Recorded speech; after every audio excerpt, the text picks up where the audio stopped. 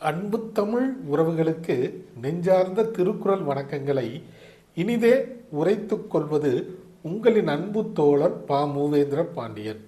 இன்றைய பொழுதில் நாம் நாளொரு திருக்குறள் வரிசையில் பொருட்பாலில் 89வது அதிகாரமாக உள்ள உட்பகை என்ற அதிகார தலைப்பின் கீழ் அமையப்பெற்ற 884வது திருக்குறளை பற்றி இன்று நாம் அறியப் போகின்றோம்.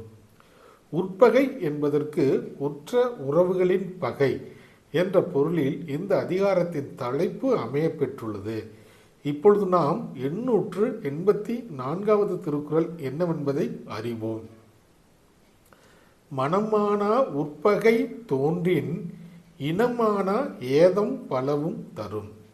மனமானா உட்பகை தோன்றின் இனமானா ஏதம் பலவும் தரும். இத்திருக்குறளுக்கான பொருள் என்னவென்பதை இப்போது நாம் அறிவோம்.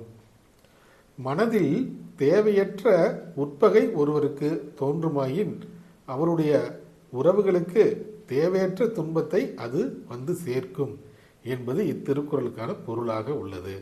மீண்டும் பொருள்: ஒருவரின் மனம் தன்னில் தேவையற்ற உட்பகை தோன்றுமாயின் அது அவருடைய உறவுகளுக்கு தேவையற்ற துன்பத்தை வந்து சேர்க்கும் என்பது இத்திருக்குறளுக்கான பொருளாக உள்ளது. ஆம் தோழர்களே, நாமும் வள்ளுவரின் வழியினை தவறாமல் பின்பற்றி வாழ்வில் எப்போதும் வெற்றியே காண்போம். நன்றி, வணக்கம்.